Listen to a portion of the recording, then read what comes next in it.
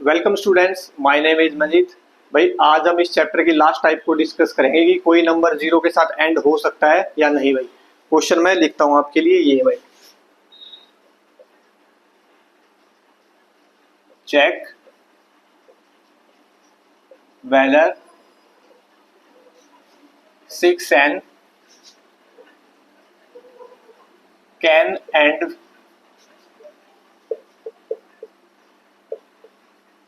with the digit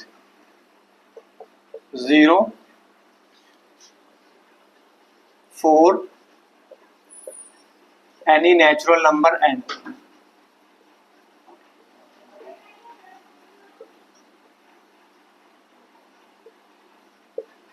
question भाई ये पूछ रहा है जो मेरा 6n है उसको सोल्व करने पे जो नंबर आएगा राइट में उसके लास्ट में 0 इधर आ सकती है या नहीं भाई। और जो n है वो मैं क्या ले सकता हूँ, नेचुरल, यानी कि 1 2 3 इस तरह का कोई भी नंबर ले सकता हूँ। जैसे मैं n की जगह 1 रखूंगा तो 6 आ जाएगा,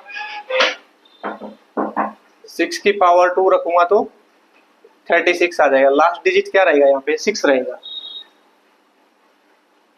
6 क्यूब करूंगा तो आ जाएगा 216, तब भी लास्ट डिजिट क्या रहेगा, 6 भाई। तो ऐसे पूछ रहा है कि लास्ट में भाई किसी में 0 आ सकता है जो पावर चेंज करने पे। भाई सबसे पहले मैं एक एग्जांपल लेता हूँ जिसमें इस नंबर में 0 आता है। जैसे मैं ले रहा हूँ 20, 2 से भाई इसको सिंप्लीफाई करूंगा तो यहाँ 10 आ जाएगा, 2 से डिवाइड करूंगा यहाँ पे 5 आ जाएगा और 5 बन जा 5। यानी 20 का प्राइम फैक्टराइजेशन क्या है, 2 इंटू 2 इंटू 5। यानी कि जिस नंबर के लास्ट में 0 है भाई उस नंबर के प्राइम फैक्टराइजेशन में 5 तो जरूर आएगा भाई। ये कंडीशन होती है किसी नंबर के लास्ट में 0 आने की भाई। सेम इस क्वेश्चन में मैं करूंगा, मैं 6 का प्राइम फैक्टराइजेशन निकाल लूंगा। वहां पे अगर 5 आता है तो यस, नहीं आता है तो नो जाएगा भाई।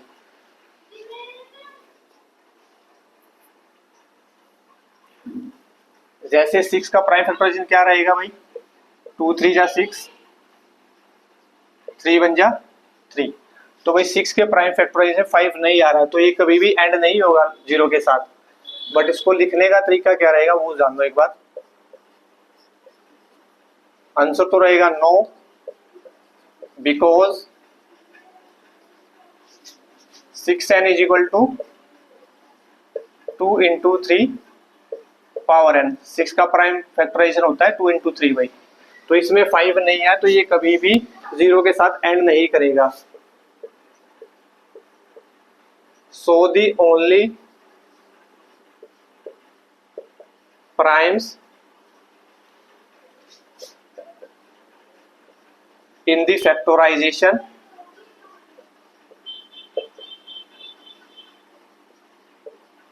of 6n are 2 and 3 and 5 note.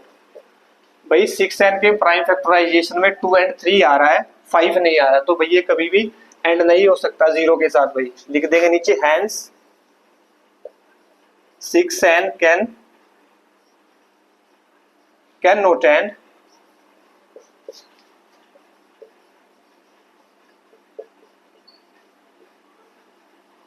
With the digit 0। तो भाई कभी भी 6n में n की किसी भी वैल्यू के लिए भाई लास्ट में 0 नहीं आ सकता। तो इसका मेन रीजन क्या है भाई, क्योंकि इसके प्राइम फैक्टराइजेशन 5 नहीं आ रहा भाई। ऐसे क्वेश्चनों को हम ऐसे सोल्व करते हैं भाई। वीडियो को रोक के इसको लिखो भाई, फिर एक क्वेश्चन और लिखता हूँ भाई मैं।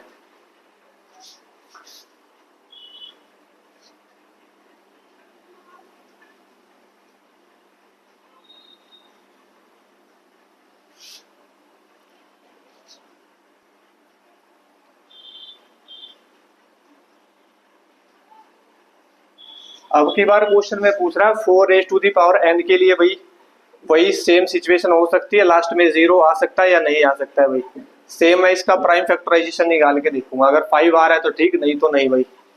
क्योंकि किसी भी नंबर के लास्ट में अगर 0 आ जाए, फॉर एग्जांपल मैं 50 ले रहा हूँ, तो भाई 50 के प्राइम फैक्टराइजेशन में 152 एटलीस्ट रहेगा ही रहेगा। तो मैं निकाल के देखता हूँ 4 का भाई, 2 2 जा 4, 2 1 जा 2, यानी कि 4 का जो प्राइम फैक्टराइजेशन है 2 इंटू 2 है, यहाँ पे भी 5 नहीं है, तो ये नंबर कभी भी 0 के साथ एंड नहीं हो सकता। लिख लेगा, तुम्हें याद करना पड़ेगा भाई 1 2 लाइन। आंसर रहेगा no, because 4 raise to the power n is equal to 2 into 2 power n। So the only prime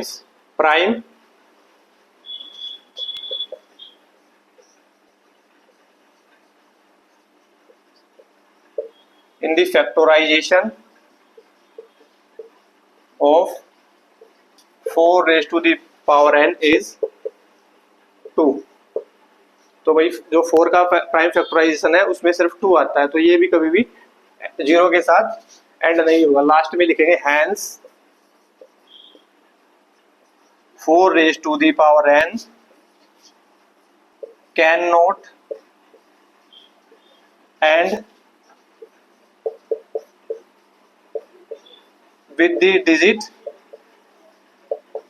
0। तो कभी भी 4n भी 0 के साथ एंड नहीं हो सकता भाई। वीडियो को रोक के भाई इसको नोट करो, फिर एक क्वेश्चन और लिखता हूं मैं सेम ऐसा ही।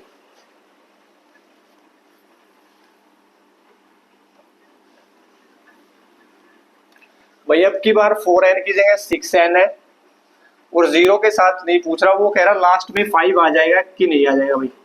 जैसे पिछले क्वेश्चन में पूछ रहा लास्ट डिजिट 0 होगी या नहीं होगी, इसमें पूछ रहा है 5 होगी या नहीं होगी। सेम होगा भाई ये भी क्वेश्चन। जैसे भाई मैं कोई भी नंबर लेता हूं जिसके लास्ट में 5 आता है, जैसे मैं 15 ले रहा हूं, 15 का प्राइम फैक्टराइजेशन निकालूंगा, 3 5 जा 15, 5 1 जा 5, तो 15 का प्राइम फैक्टराइजेशन क्या हो जाएगा 3 इंटू 5। जब भाई किसी नंबर के लास्ट में 5 है तो उसके प्राइम फैक्टराइजेशन में 5 आएगा जरूर भाई। सेम मैं यहाँ पे करके देखूंगा, अगर 5 आ रहा है तो बोल दूंगा यस, नहीं आ रहा तो नो हो जाएगा भाई आंसर। तो भाई 6 का प्राइम फैक्टराइजेशन निकालो, 2 3 जा 6, 3 1 जा 3। 6 का प्राइम फैक्टराइजेशन है भाई 2 इंटू 3। तो भाई इसके प्राइम फैक्टराइजेशन में 5 नहीं है, तो भाई 6n के लास्ट में कभी भी 5 नहीं आ सकता। तो आंसर क्या हो जाएगा इसका नो भाई। पहले तो हम आंसर करेंगे no, because 6 raise to the power n is equal to 2 into 3 की power n। So the only primes in the factorization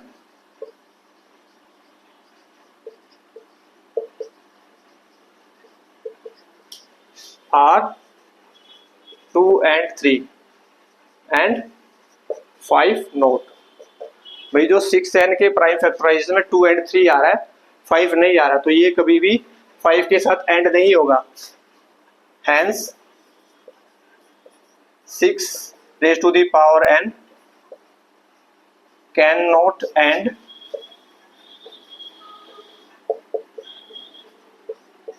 with the digit 0। तो भाई 6n कभी भी 5 के साथ एंड नहीं होगा, लास्ट में 5 नहीं आ सकता भाई। वीडियो को रोक के भाई इसको नोट करो।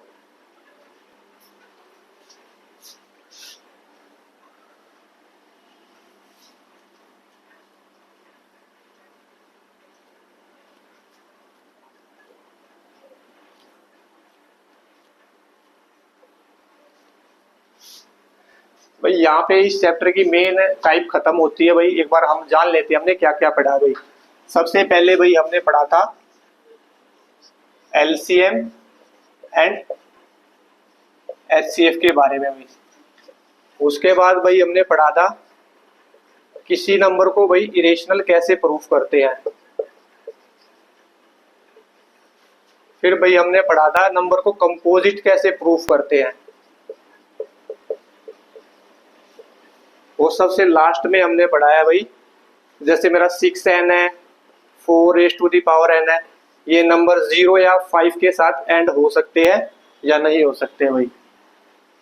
HCF और एलसीएम निकालना कैसे होता था भाई, सबसे पहले प्राइम फैक्टराइजेशन निकालते थे गिवन नंबर्स का,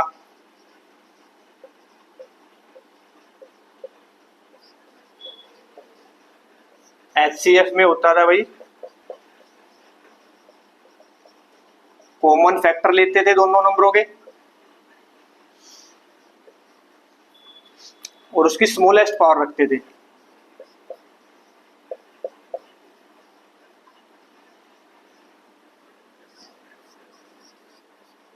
एलसीएम में कॉमन फैक्टर लेते थे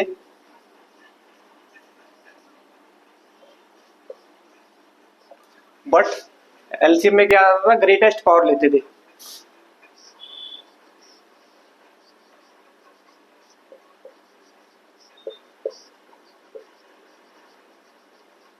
और साथ में नॉन कॉमन फैक्टर भी एलसीएम में लेते थे, नॉन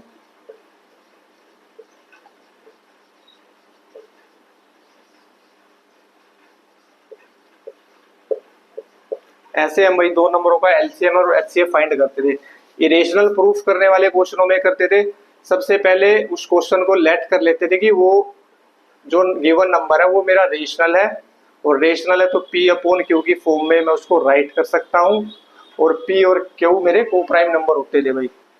कंपोजिट प्रूफ करने का क्या रहता है भाई, किसी नंबर को दो दो की फॉर्म में दिखा देंगे, जैसे 35 है,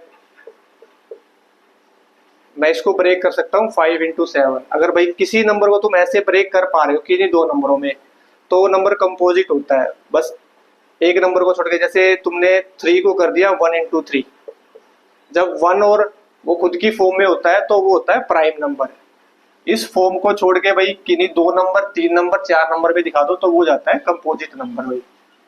और फिर भाई ये मेरा फोर्थ टाइप था 6n, 6 raised to the power n, 4 raised to the power n को 0 या 5 के साथ एंड कर सकते हैं, नहीं कर सकते हैं। तो उसका तरीका था कि भाई गिवन नंबर का, जैसे ये 6 का प्राइम फैक्टराइजेशन निकाल लूंगा और 4 का निकालूंगा, अगर 5 आ रहा है तो ठीक है, नहीं तो 9 हो जाता था भाई आंसर। ऐसे क्वेश्चनों में आंसर हमेशा 9 रहेगा, उसका प्राइम फैक्टराइजेशन निकाल के दिखा देना, वहां पे 5 नहीं आ रहा होगा, फिर उसको हम लिख देंगे भाई। 2 लाइनें तुम्हें याद करनी पड़ेगी भाई। ये चैप्टर यहीं पे ओवर होता है। Thanks for watching my video.